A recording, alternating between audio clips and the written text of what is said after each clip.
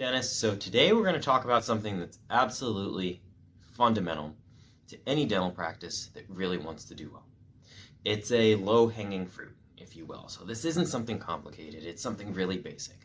The title of this presentation is Reliable Smiles, and the concept is just that. Getting people to reliably show up to their appointments so that you can make their smile healthier. Our dental patients, okay? So today we're going to talk about strategies to reduce broken dental appointments and why that's important, okay? Before we get into this, please join our free Facebook group, Practice Biopsy. Also check out practicebiopsy.com for a lot of other cool content and material, great resources, okay? We also have our Practice Launch program, which trains associate employee dentists to buy or build their first dental practice so that they can be their own boss and have the dental practice that they want, okay? So when patients don't show up, let's be honest, they make up a lot of excuses. Sometimes these are true, sometimes they're not. Maybe the real reason is that they're scared. Maybe the real reason is that they don't like the dentist. Or maybe they just don't like you. Maybe they don't have the money and they're too embarrassed to say it over the phone, okay? Maybe they don't think it's important. Maybe they said, yeah, doctor, I understand why I need it, but inside they think maybe they really don't need this dental treatment, okay? Or maybe something really did come up and they're just telling you the truth, okay? Maybe they got sick. Maybe their car won't start. Maybe they forgot. Maybe their kids are sick. Maybe a loved one passed away. Or maybe their dog ate their appointment reminder card, okay?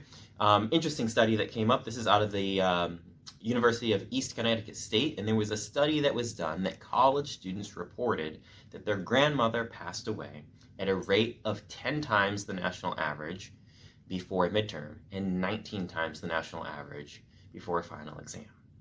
Okay, so if we extrapolate this to dentistry, we could say maybe when there's something coming up that someone's not exactly looking forward to, they might embellish and make some statistically unlikely excuses. Okay? When patients break their appointment, these disruptions present logistical challenges for your team. They hurt the economic stability of the practice. They can actually really hurt the team morale. You know, the team might start questioning, why aren't people showing up? Why don't people want to come here? Are we doing the right thing? Are we really a great team? Is our doctor really that good? Do people don't want to show up? Okay, we're going to talk about 3 critical losses related to this. Okay, so financially, the first critical loss is obvious. The staff is still there, your team, and you still have to pay them, even if those patients don't show up. And the staff is paid with the income from the revenue generated by procedures. So if you're not doing any procedures, what money are you paying your staff with? Okay, and that can quickly get out of control in some offices, okay? Because a dental office only generates revenue when you're actively producing dental care and providing care to your patients, okay? Another critical loss is opportunity cost, okay? So every time a patient cancels or no-shows, you have an empty slot in your schedule which could have gone to a patient who would have valued your services more and would have showed up. So that patient is not able to get the treatment that they need, and it's an additional opportunity cost loss of revenue for the practice. Okay, so let's look at some hard numbers, okay? Suppose a typical dental appointment in your office is worth $350 to the practice, okay? That's a pretty modest number by most surveys talking to dentists, okay? So some struggling practices, and I have seen this before, will have upwards or nearly 100 broken appointments in the month. That's a reschedule, that's a cancel, that's a I can't make it, that's a no call, no show, okay? So if you do some quick math, 100 a month, $350 per, that's over $400,000 per year just in broken appointments, okay? So in the Practice Biopsy Facebook group, we made a post, how much do you think one broken appointment costs your dental practice on average? And we got varying answers, okay? So this one said one no-show cost me $1,800 today, all right? $300 to $500 on average, $750 to $1,000 an hour for a broken appointment, $150 to $500. So these numbers can be pretty high. You'd have to do the math for your own practice, okay? So let's look at another hard number example. Suppose a typical appointment in your office is worth $600 to the practice, okay? You've got 25 broken appointments a month, okay? Far cry from 100, 25 a month, okay? And that's like maybe one person reschedules the day that you're open or doesn't show up or cancels, okay?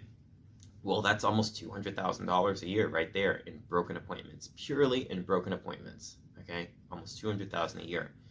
And you should know these numbers for your practice. Don't guess. Don't say, yeah, I think we have this many broken appointments. Look it up. Don't say, yeah, I think our revenue is about this much. Look it up. Okay? Because yes, it's healthcare, and we don't always want to think about revenue, but these things matter because we have to think about who this affects in the big picture, okay? So who does it hurt when your revenue struggles because people aren't showing up to their appointments, okay? Number one, this is money that could go to your family, okay? This is the money that takes care of your family, and it is being impaired. This is also the money that goes to take care of your team and their family, okay? Your hygienist needs a paycheck to take care of her family and help pay her mortgage and take care of her kids. And when the practice is being hurt financially, the ability to care for your team's family is also hurt. Okay? It's also bad for the health of our patients. Speaking of healthcare, if they're not showing up to get treatment for a dental disease in their mouth, the dental disease will progress and their health will worsen. As we talked about opportunity costs, there's also a health opportunity cost for the patients who are not able to schedule. Okay? So appointment breakers harm the health of motivated patients who otherwise would have had that appointment slot because now they can't get that appointment slot and they're pushed back because someone scheduled for themselves and didn't show up. Okay, so we're going to talk about 6 strategies that you could implement that I've tried and I've seen in other practices. And hopefully you can take something away that'll help you with your office, okay? The first one's going to be signs. So in our office, we have a large sign right at the check-in, check-out area. This serves as a constant reminder to our patients. It's very direct, and it opens a dialogue that, hey, we expect you to be here if you make an appointment, okay? On the downside, these do have diminishing effects over time. The sign can kind of fade into a background. Also, if someone's making an appointment online or over the phone, they won't see a sign. Okay. We have a large sign. Like I said, ours is about 2 foot by 3 foot. That's how big it is. And in the slides right there, that is a picture of it. Okay. In the attachments, if you're watching this on YouTube, you won't get it. But if you're watching this for free on the practicebiopsy.com website portal, you can download that as a template. Okay. Reminders, that's the next thing, okay? In any modern practice now, it's pretty standard that people will get an appointment reminder. It keeps the appointment fresh in their mind. We find that we do better with a consistent and personalized reminder. So if you can set up your automated reminders to include the individual's name, that's going to help you a lot. If you've got time to do phone calls for everyone, that works too, but a lot of busy offices just don't. So we do the automated way. Okay, we use Open Dental, which has an automated built-in feature where we can send out text message reminders and it's integrated with the software. We love to do that because it's built in, it's simple, and it's cheap.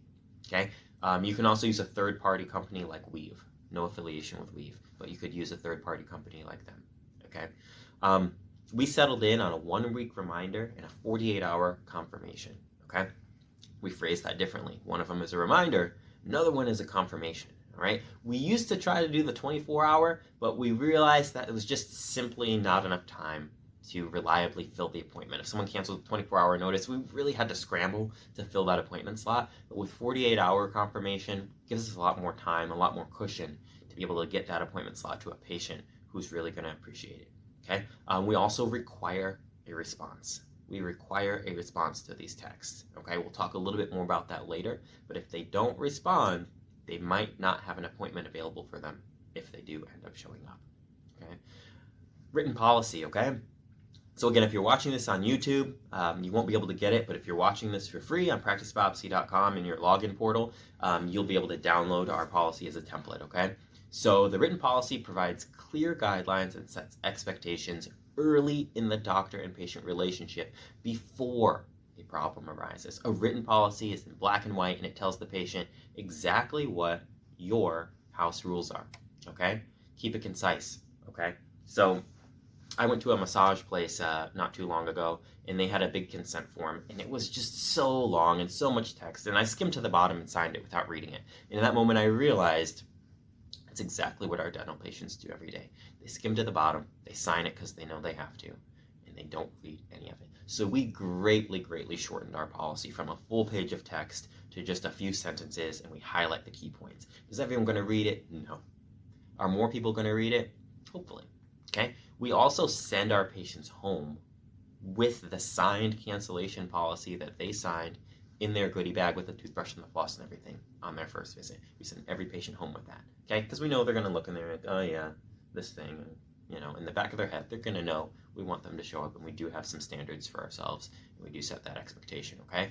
Broken appointment fees, let's talk about that. This is always something popular in dentistry, and this is something that I really probably will never implement in my office. I've got some thoughts I would like to share on this, and they're not just mine. We're going to look into some research related to this topic as well, okay? So oftentimes with broken appointment fees, if you don't show up, you owe us this money, there's a penalty. The goal is for this to act as a deterrent and also hopefully collect some lost revenue. Like they didn't show up, but at least they got $50 in their cancellation fee, okay? This is called using negative reinforcement in an attempt to establish a desired behavior. There's negative reinforcement and positive.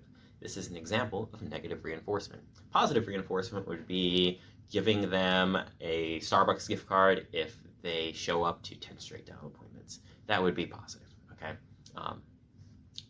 This method is typically an all or nothing dynamic. So if someone breaks an appointment and you slap them with a fee, they're either going to pay the fee and then definitely show up, say they're sorry, and then pretty much, be good to go. Or they're not going to pay it. They're going to get super irritated that you gave them a penalty. Not only did they not show up to their appointment, they're definitely not paying this fee, and you're never going to see them again. Maybe you want this because dismissing a patient is one of the strategies that you could use. This is an indirect way to sometimes dismiss a patient. Give them a fee, you know it's going to make them upset, they're not going to want to do it, and you never see them again, okay? That can kind of help you filter out maybe the patients that you don't want in your office, if you don't want these people. Your choice, okay? Broken appointment fees, I'm really not a fan, because it also sets your team up to have to engage arguments. It sets your team up to have to engage in more confrontations, okay? Because most often patients will try and justify their reason why they missed the appointment to get out of having to pay the fee. Sometimes patients will yell on the phone, they might threaten staff, they might reverse their credit card charge, they might make an unjust legal complaint or board complaint about your practice, or they might just go online and write a bad review because they're mad at you because, their car broke down and my dentist didn't care at all and my sister had COVID and then they wanted to charge me $100 for not showing up. Overall, it has the potential to turn the relationship very hostile pretty quickly. Just something to keep in mind, okay? Let's look at the research, okay? So there was a study done by 2 PhDs, and it was in this book called Drive by Daniel Pink, one of my favorite books, Drive, The Surprising Truth About What Motivates Us, okay? So they weren't looking at dental appointments, but they were investigating the impact of introducing a financial fee or penalty to parents who picked up their children late from daycare, okay? The intention was that the fine would act as a deterrent and reduce the frequency of late pickups, just like we try to reduce the frequency of broken appointments by imposing a fine. They try to reduce late pickups by parents by imposing a fine if you're late, and the results were very unexpected. The fine actually led to an increase, not a decrease, of the late pickups, which was really odd. Why did this happen? The researchers concluded that the fine had unexpectedly replaced the social obligation and respect to be on time with a simple economic transaction. So it removed the parental obligation and feeling of, I should pick up my kid on time. And it made it just very transactional, okay? Parents viewed the fine as a small price to pay to buy more time, okay? They're like, you know what? It's $25 if I'm a half hour late to pick up my kid. I'm gonna go stop at Starbucks and get a coffee. I'm gonna go stop and get my nails done because I've had a long week. I need a little more time. It's worth the $25. And the moral and respect and the social obligation to be on time and respect the daycare's time was removed, okay? When the fines were later removed after the study, the rate of late pickups did not return to the norm in the follow-up. It was very difficult to reinstate that unspoken social contract of respect that the parents had between the daycare center after the relationship had become transactional. It was very hard to bring it back the other way, okay? So this research may be extrapolated to dental appointments, okay? Patients may consider that they can just buy your time for a small fee and reschedule. $50 cancellation fee in the right demographic, they're not gonna care about a fee. That time is more valuable to them. So they might say, oh, I'll reschedule just $100. And then your office has a new broken appointment and the relationship is now transactional, okay? You can also, let's go to the next one, switching gears right here. This sounds like a lot of work, right? All these different policies and people don't show up and it's not fair, they should respect our time. Something that you can do is just suspend or dismiss the patients, okay? We actually do a variation of this, okay? So you can just dismiss the patients. You can have that policy to be as harsh or as lenient as you want, okay? The strongest justification to do this is if it's their very first visit and they no-call, no-show. They have no relationship with your practice yet. There's no long-standing goodwill. You can just say, hey, one and done. You don't show up. People put their best foot forward. And a very first visit, you're no-call, no-showing. This isn't the practice for you. And you can kind of filter people out that way who don't really want to be there. In our office, as I said, we don't do fines and penalties for not showing up. But we do somewhat of a partial dismissal or suspension. So if a patient no-call, no-shows or breaks an appointment in our office, they don't lose the ability to be seen by us and they don't get a fine, but they do lose the ability to schedule appointments in advance, okay? So if they have shown that they are not showing up to the appointments they schedule, they can always be seen, but we see them as a same-day basis as emergency patients. So if they want their filling done, they can call on a day that works for them and say, hey, I've got some time today. When can I come in and get my tooth done? And we'll say, well, we've got time to see you today at 3 o'clock. Does that work? And they say, oh, yes, it does. And then we'll see them like that. If it doesn't work, they can call us another day and be seen that day. But patients who have broken appointments, not showed up to appointments they've made, basically stood us up, you know? Who wants to go on a date with someone who stands them up? Very similar mindset here, okay? So we don't really want to schedule another date, okay? We will still see you in our dental office. We'll provide care for you, but it's got to be on our schedule now, okay? Again, you can download this if you're doing it for free on your practicebiopsy.com account, okay? So yeah, we suspend their ability to schedule appointments. We do not formally or dismiss patients who make broken appointments, right? But you could simply dismiss them if you want.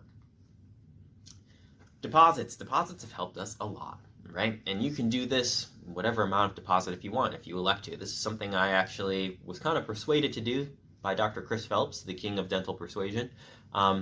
So what we ended up doing, we tried to collect a percentage. So we tried to collect 10% or 20% of what their copay would be in order for them to schedule. It was too much math, it took too much time. So we just made it a flat $50 to hold your appointment slot. Totally refundable. That's how our office does it, okay? It has them put some skin in the game, it has them reach in their pocket, you know, pull out their wallet, pull out their credit card and say, yes, I want to invest some money in getting my teeth fixed, okay? If there's resistance to that, and they're like, you know what, I don't feel comfortable doing a deposit. That's a good thing for them and a good thing for you. Because if they don't want to put a deposit, they probably would be more likely to not show up to their appointment, especially if the deposit is fully refundable, like ours is, okay? So sometimes it can harm the relationship a little bit, change the relationship a little bit. Some people think asking for a deposit indicates a lack of trust of the patient. And really it is, okay? If we did fully trust everyone would show up and do everything they said they would do and never miss an appointment and never reschedule, we wouldn't have deposits. But we have deposits because things happen. And very few offices have no broken appointments, okay? So what will you do for your practice? Will you collect in full? Will you have a flat rate? Will you charge a percentage? Will you make it refundable? Will you make it non-refundable? These are all things to think about with your team at your office to make these policies unique for yourself and something that's going to work for you. Okay? Every dental practice has a unique environment. Find what works for you and share it in the Practice Biopsy group. We'd all love to hear how things are going in your office and real case scenarios of things that worked and didn't work. All right? I hope that this seminar was helpful for you. As always, if you like my video and content, follow me on YouTube, subscribe to our free newsletter, and join other dentists in our Facebook group, Practice Biopsy. All right? Have a good one. Hey, dentists. So today we're going to talk about something that's absolutely fundamental to any dental practice that really wants to do well. It's a low-hanging fruit, if you will. So this isn't something complicated. It's something really basic. The title of this presentation is